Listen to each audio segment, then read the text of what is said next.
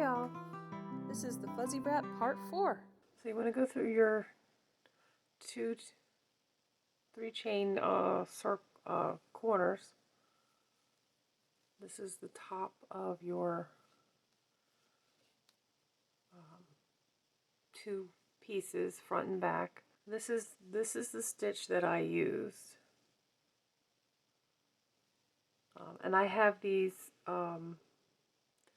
together, right sides together, the way I want them to look.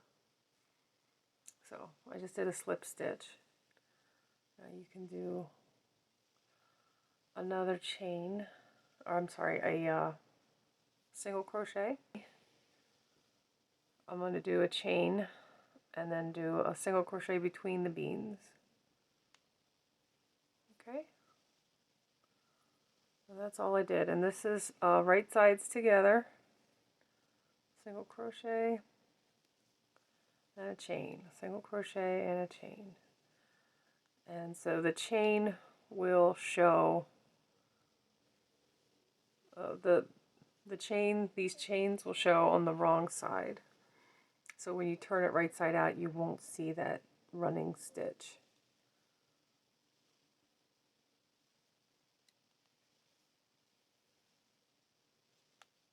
Okay, so this is what it'll look like on the wrong side, that running stitch. And this is what it looks like on the right side. So this is how I'm putting it together. I am choosing technically to use the wrong side of this particular blanket as the right side because the colors are faded on the back side to the point where they match this very light orange. But on the right side, they're a little darker than this yarn. So I felt that it matched when you put this yarn actually matches the wrong side of the fabric. You wouldn't be able to do that with a lot of fabrics that you know, especially if there's words, because then you can't, if there's any text on the fabric, you can't really turn it inside out or wrong side out, because then all the words would be backwards. And not every fabric you can see both sides. You know, the pattern doesn't always show on both sides, so. But it kind of worked out here for me that the wrong side was a better match of this orange yarn. So, I thought I had cut these almost identical, but it looks like I may not have, because it looks like it's a little bit longer. I don't know how that happened, but I counted about 12 of these beans for my neck, but then when you have this part in the middle, so it's probably more like 8 beans. 1, 2, 3, 4, 5, 6, 7, 8. Yeah. From the center. I'm going to stop when I get to that point. Maybe I just put way more stitches in this side than I did in this side. It is a little ruffly. So even a little bit of ruffle makes a difference.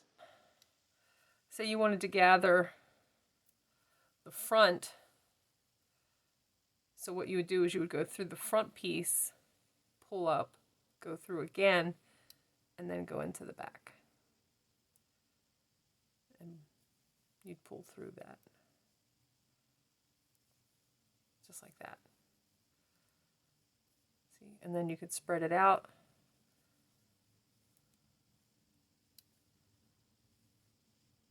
Oops, I went too far. Deep, there we go.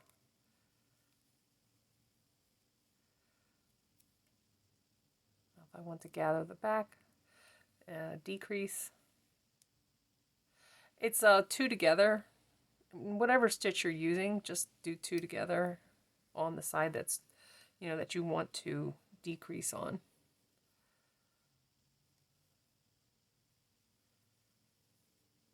And just do a couple of normal ones.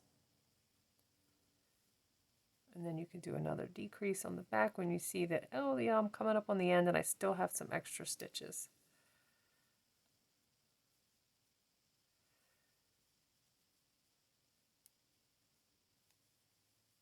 Okay, and now they meet, they match. See that? It's really not that hard to get things to match and to meet up.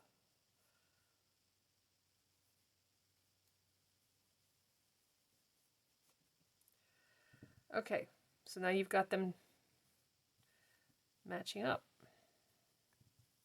See how the, try to move the ends out of the way. You see how the ends, you started and you ended. This is a little wider. It's going to be a little puffier. It's going to have a little bit of a gather, and you can see the extra stitches.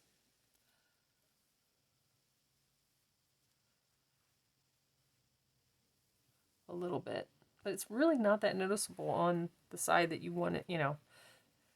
But you've brought these two pieces together. That's what I did when I started to notice that my shoulder pieces at the top weren't matching up number of stitches. One side had more stitches than the other, and that's just a matter of, you know, tension. And when I was actually originally putting through my my anchor row, that I may have put them too close together, so the whole thing kind of flowered from there, and it was a little roughly. I probably could have skipped a couple of those anchor stitches as I was filling in with the chenille, but I didn't. So there's a lot of places along the way that you can adjust. You don't have to despair. There's always a place in this garment, the making of this garment, to change your trajectory. So here's the back seam. I had one or two decrease stitches in the seam. They're hard to see because I spaced them out. You can start from the bottom to the top on the back seam and start from the wrists in towards the neck, so that as you get closer to the torso, you can hide your decreases much easier that way.